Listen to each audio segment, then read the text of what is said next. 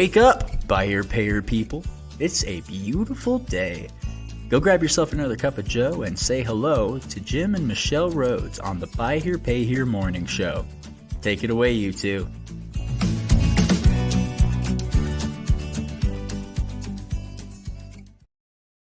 Good morning, everybody. Hey, happy Friday. Yay, it's Friday. Greetings from Utah. Yeah. About to hit the highway, headed for a little family time. Yeah, okay, so here's the thing. Everyone knows that Jim grew up in a small town called Guyman, Oklahoma. I don't think everybody knows that. Well, okay, Jim grew up in the panhandle of Oklahoma, and his parents had a farm, and Grandpa Pablo, who is one of the inspirators of White Hat Way, actually ran one of the biggest cattle ranches around there when Jim was little. Well, his mom is celebrating her 40th work anniversary for a law firm there. And who works for the same company for 40 years anymore? Well, she does. Yeah. And she's like, of course, I'm a dude. She's 80 and can't keep my attention for 40 minutes. Right. Yeah. But she's 80 and still just rocking her. She tires me out just watching her. She's amazing. She really is. I'm in lots mad respect for Jim's mom. I really, really appreciate her. During the holidays, whenever I'm there, we do like a lot of Hallmark Christmas movies. Oh, it's nice. One after another. Brutal. And Jim's like, I'm just glad that you don't do that when you're home. It's like, I'm going pheasant hunting. You guys do your movies. I'm going hunting. So we're heading out there. It's but we're going to drive. So it's going to be a little bit of a flight, but there's no airports around there. Yeah. There's many little regional ones, but the closest airport is in Amarillo. Should we be letting people know that we're not going to be home? I mean, is that safe? I mean, people could, people now know they can break in here and steal our Costco sized bag of oatmeal. Rice. Right? I mean, we're so vulnerable now. So. Yeah, all the computers will be with us. I mean, when you make those kind of investments at Costco in those kind of quantities, there are people that need rice. Yeah. My gosh. Anyway. Quick announcements. Again, there's on March 20th. That's going to be the Rick Reeves tribute. We're calling it Tip of the Hat with Rick and the DCF program from years ago. We have several dealers who, were part of those, enrollment back in the 90s. And I know many of them, and they're going to come and just do a tip of the hat to Rick and his White Hat Way, his contributions to what we call White Hat Way. Yeah, Rick is retired from the industry. Right. And so it's going to be a really cool. For those of you who want to know a little bit more about how he was another influencer, Jim's, but he was an influencer a lot of the big dealers, the ones that have been around for a long time, and that not all of them are big, but they're well established and they've stood the test of time. And Gordy Tormolen, Tommy Brandis. Yeah. On and on, long list. A lot of dealers going to be there, so we're excited to do that. Well, the day after, too, on Thursday is when we're doing the White Hat webinar, and it's going to be on how to retain and engage talented team members. Right. And so we've had some emails go out with some coupon codes for people that have supported us in different facets, different ways. So if you have worked with us in the past too, especially just be looking for something in your email. So let's get down to our stuff, shall we? Yes, it's Friday and we're talking numbers. Yeah, we're going to talk kind of a recap from the results coming in from February. And we did a poll out in the BHPH Success group and the boardroom group, and we asked dealers to kind of there were just like 3 or 4 simple questions. And so I think the results are, while limited, they're still pretty telling. And so I think it's an interesting thing to begin to share. So let's talk about what it is that we were, the poll, and what because the subject is a continuation from last Friday, where we were talking about February numbers. I mean, it's to hear all the stuff people talk about. It has been a pretty good sized month for a lot of people. And this is we've looked at a few dealers that we work with closely and looked at theirs, and just kind of we're going to do some breaking down of a couple of things. It's kind of, to me, more than anything, it's like good news for the most part. And I'm going to show you some good news when we get to some of the numbers. But yeah, I just really tried to graph out some of the stuff. So our poll was real simple. It was just like, what was your volume? And was that Which one is volume that? the one that on the right? Right. The one on the right. Okay. So now the one that we want to cover first, the poll just asked, what was your volume? And was that up or down from the previous year? So this is an actual, I think we're on the wrong here. one. Let me get this in the right order. Let's go back over to.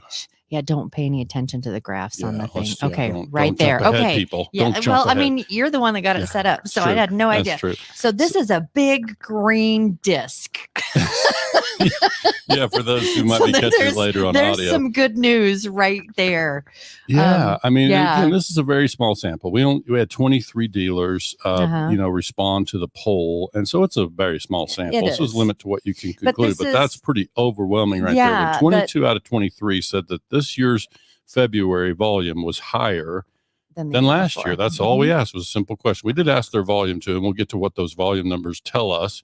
About what's happening in the buy here, pay here business. But wow, people had a really active February, and so that's an indication. And it was again, we spoke last Friday about this, that it was interesting to watch social media during, as people are waiting for tax return money to come in, and it's like, have you seen it yet? Have you seen it yet? Well, I've heard it's on this date. I've heard it's on this date. And a lot of times the government it goes in different phases of different locations or whatever. But I mean, everyone, for the most part, it's like, is it come yet? Is it come yet? And so that's for most everybody. It's an interesting thing that they got hit like mid-month on. Right. Yeah. Right. It wasn't so much the beginning of the month. Yeah, because for most timing dealers, of those IRS dollars, they release those on certain dates, typically in waves, and so that's part of what happened there. But we can go to the next slide. Okay, so next the next slide. one is the volume breakdown of these 23 dealers. This is basically, and it's a little difficult to read on your side, I'm sure, as a viewer, but you can see that red section is 35%. Easily the largest. Yeah, and that's 20. That volume fell in the range of 25 to 50. Units sold in the month of February. Some people talk about dealers, average dealer probably does around 30 a month. There's a whole lot of dealers out there that do 5 to 10, and then there's dealers out there that do hundreds. So, that the average comes in, they say around 30. One of the things about this, Michelle, is that, throughout the years I've been a part of this industry, it's one of the things that's pretty clear. We're so fiercely independent as buy here, pay here dealers that we don't have very connected numbers. We don't have real good data. It's all kind of, a bit here and a bit there. And so that's one of the challenges with this. But I just think, what we're trying to do is just show you, the real information that we have. Unfortunately, our V8 groups, we just barely have like 6 or 7 dealers that have submitted their data so far for February. So we didn't have enough data to go on there. But basically just trying to get to a place where whatever data we have, we can share it in the most valuable way and most transparent way. We want to share with people, exactly what's happening behind the scenes. Well, one of the things I see here is it's about 26%, which is more than a quarter of the dealers sold 75 plus. Yeah. And I know that when we were talking about the numbers this morning, someone said something around 600. Yeah. So we don't know if it was a typo, but that was kind of like left out of the numbers because it would skew. Like, how when you do numbers, you throw out the top ones and you throw out the bottom ones and you're somewhere in between. This is So I didn't know you knew how to do numbers. Maybe you can help me with some of the spreadsheets. I speak like I'm a lot less educated on that because that is a rabbit hole. Just like me in the vacuum cleaner story. Yeah, which was made up, by the way. The what vacuum cleaner story? We don't need it back there. Yeah. But bottom line is, this is just kind of a representation of volume, and people were doing some volume. You can go to the next slide. Okay. So the next one is This is an actual Northeast dealer. Yeah. So this is a dealer that's been in business for, they've been in business for some time, but they added buy here, pay here. And I just wanted to illustrate like what happened with them. There's a lot more to tell in this story. I think that we're going to be talking about this more too, Yeah. aren't we? Yeah. In the But coming, I mean, just look at weeks. what happened with this dealer. Last Mhm. February, they did 2 buy here, pay here deals. And then you can see in the second half of the year, though their volume was getting up into the teens, certainly above 10, but then to jump to February to 28, they were hustling, worried about running out of cars. And there's, yeah, I remember the phone call. Yeah. And so this is just, wow. When you see it on a graph, you can see just how sharply, the data jumped for them. And the volume jumped right there for this year. And most everybody we're talking to, their March is still on pace. They're still doing, a pretty good clip for the month of March. But for today, we're looking only at February. So this is another dealer. Northeast dealer. This is single location. The other one was and a single location. This is just by February where they've been. Just looking at February. 18, 19, 20, 21, 22, 23, Yeah, and you can see they did 40 back in, what is that, 2020? 2020. So they did 40 back there. But then you can see in recent years, their volume was down in the 20s. And then this year they did 44. Now I didn't go back far enough to find out that is a record for them, but certainly compared to the last 3 years, it's a substantial increase. Pretty good numbers. And this is another one that we likely will be kind of breaking down some of what this trend looks like and why they're having that trend. Go ahead. The next one is it's trying to load. It's right there. Oh, it already shifted. Just looks very similar. Okay. So this one is also a dealer with a single location, been in business for more than 10 years. And so I was able to get to the data going back to, what is that, 2019 or 18? 2019. Okay. So you can see that their volume had been under 20 each of the last 5 Februaries. And then this year was 31. So while it's just one dealer's case study, it still is, we've now shown you 3 dealers. Well, and we probably should, these dealers, when we're looking at just specific dealers, these are dealers that we work with. And so we are able to see the numbers in a lot deeper way than just other dealers that are saying, hey, this is how much we did, like 600 and something. Yeah. So it's also validated. All of these numbers are validated. Yeah. Several dealers listed their numbers above above 100. So, volume, but you don't know. I didn't ask them how many locations. I didn't think to ask that question. So obviously that can happen when you have more locations. But I have one more thing to share about that. And I think before you show it, I can explain, when I look at those numbers and I see dealers stepping forward, what is it? It wasn't very long ago that we were hearing that, buy here, pay here. You're seeing dealers, fold up, but, the bigger operations were tuck and tail and closing up shop. And you're hearing, lenders withdrawing from the space and this and that. And then I see these dealers out here doing this.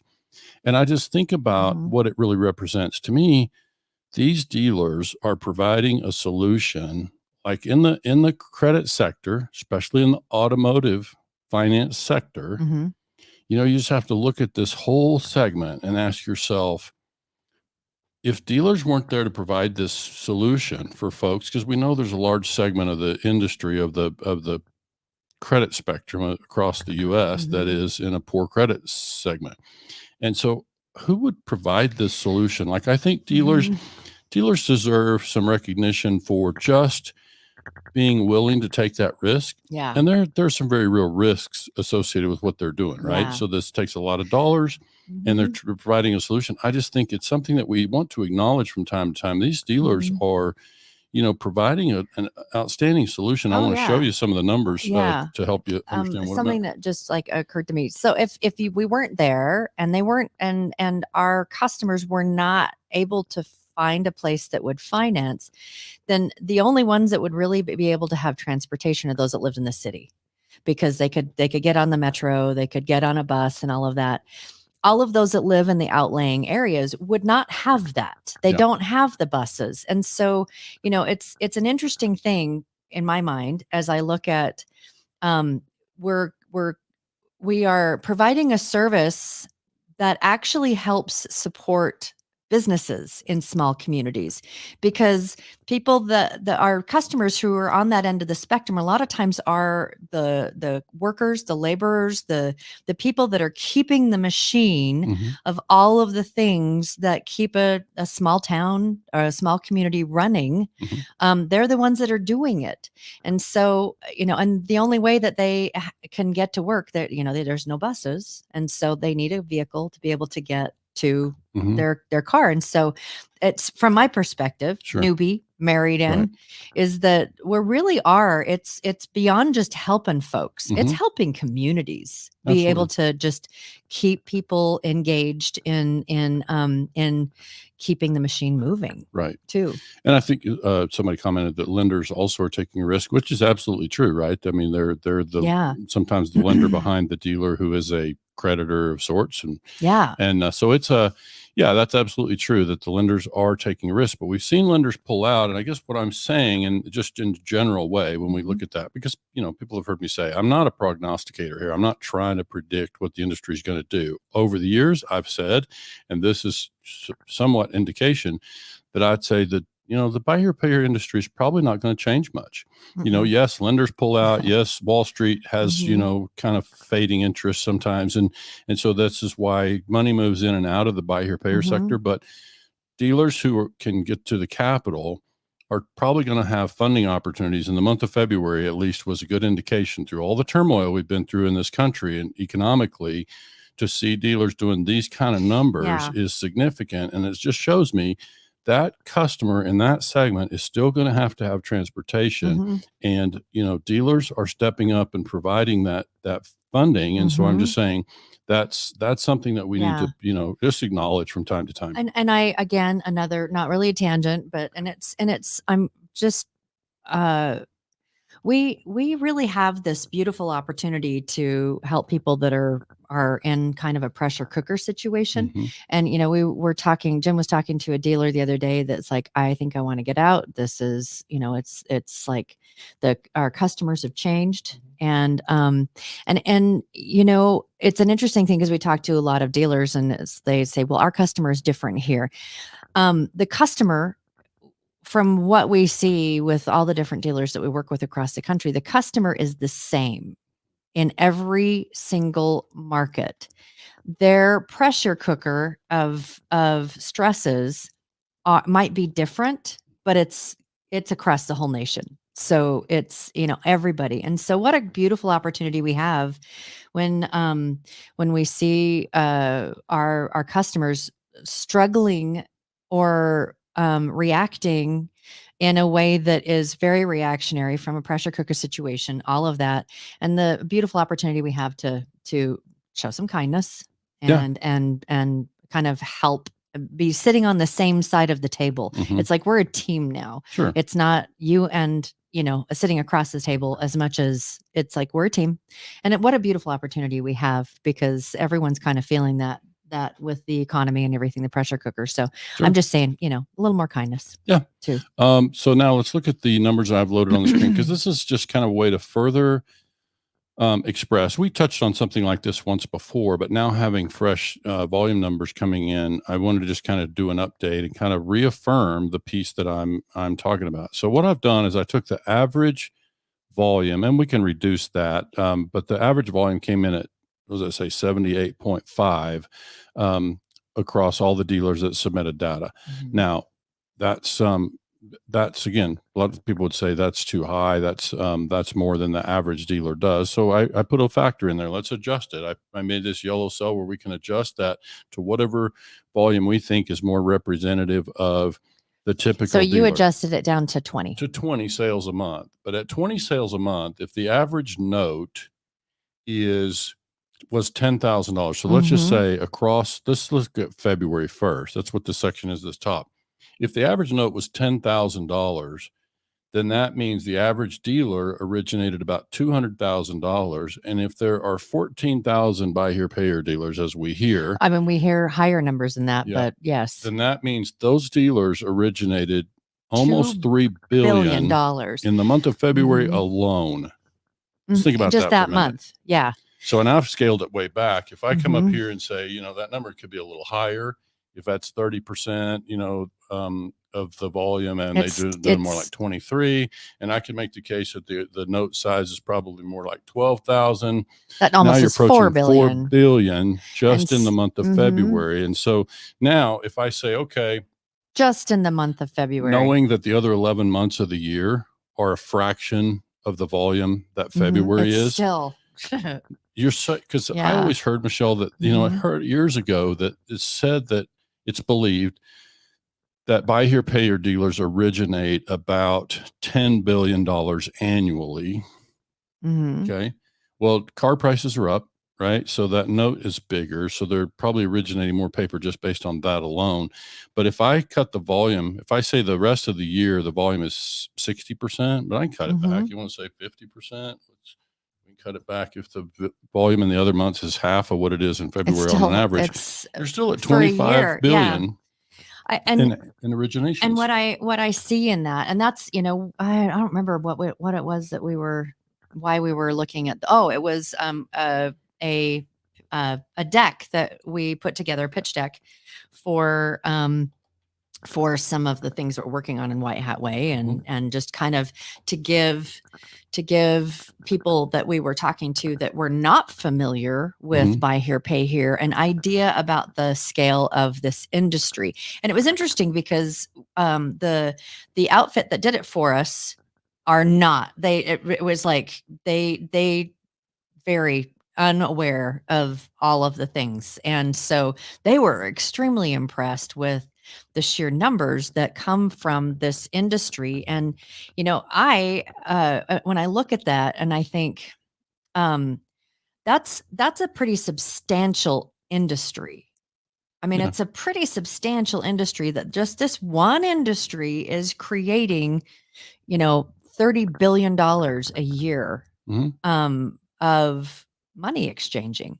Yeah. Well, they're providing funding. That's the financed amount. So that's the amount of loans that are originated annually. Is that include interest, or is that just principal? No, that's just the principal finance. That's the amount of the note. So, I mean, and you know what it does when we start to add interest to that and how much bigger it is. What I hear too is because we are in an industry that serves such a need and such a big, the dollar amounts are huge, that the more we can get on the same page and like in a way standardize certain things and get on the same page with our state and national associations, it's like that we really are a loud voice. Yeah, we are. Yeah. And definitely joining that state association is a big step in the right direction. I'm not naive. I don't really expect this industry to get super congealed in my lifetime. I just think it's one of those things that the industry is just kind of, they're independent for a reason. They're always going to have, and there's so many different DMS systems, and it's, so many different ways to do business in different states that I just think you're never going to really get all the people together. And, heck, 14,000 dealers, and we only got 23 of them to send in a poll. So it's like, I have reasonable expectations. We probably only reached a few thousand. Yeah, so, I have reasonable expectations about what you're going to achieve in terms of getting them all together. But for those who will participate, we can certainly start to collect data. And that's what today was about. It's like, when you supply data to us, we can turn around information that I think is going to be useful. And I just want to take a moment to speak to all the people that are on the perimeter of this industry and recognize, it doesn't matter if it's somebody's listening from Experian or somebody's listening from the CFPB or all these people that are on the perimeter of this industry. And many of them are, complaining. Obviously, we had attorney Allison Harrison on Wednesday, and we're talking about these unfair practices. And yes, we certainly, it's part of what White Hat Wednesday is about for us. We're trying to showcase a way to do that and not be unfair and mistreat the consumer who's at a disadvantage. I mean, that's all part of the thing. Having said all that, it's a solution that somebody has to provide. And I'm just saying, dealers are showing that in the month of February, they stepped up and provided that solution to folks who were in a tough spot. Bravo. Right. Yeah. So, yeah. So all the pent up buying is interesting. It's like those customers surely needed a car in December and January, but they had to wait to buy Until a car February. in February because of the down payment factor, right? That's what drives that. They're waiting on the tax refund. That's why we see those numbers jump so high.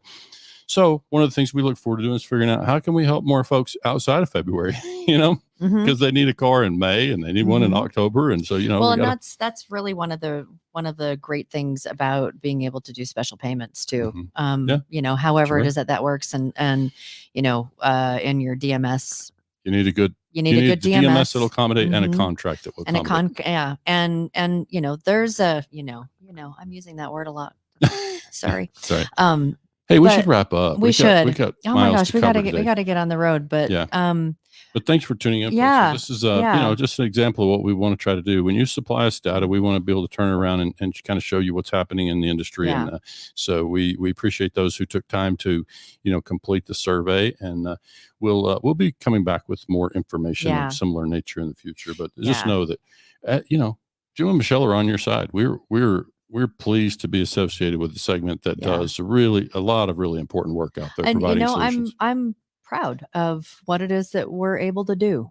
And I think that this is the time of year that it's kind of easy for everyone to just kind of go like, yeah, we did a good thing. Yeah. That it's good for business and it's good for our consumers and we did a good thing. And so I just say congratulations to all of you out there. Now let's hope all of those customers you financed in February are showing up and making those payments in March and April and May. And so we know that's only part of it. Now the work starts. So for sure. So all right. Well, I think that's about it. Yeah. Let's wrap up. Everybody, thank you so much for tuning in. Happy Friday. We really appreciate you guys participating and being a part of our experience, our journey too. And, if you guys have a topic out there that you think, hey, I would really like to learn a little bit more about this, please let us know. There's a ton of ways to get in touch with us. On the screen there. If you have time, you could throw my phone number up there and people can text me. Well, those of you who are watching on social media, which is video, you know how to reach Jim. Just comment on the podcast. All right. Have a great day, everybody. Thanks, Happy Friday. Enjoy your weekend. All right. Thanks, guys. Bye.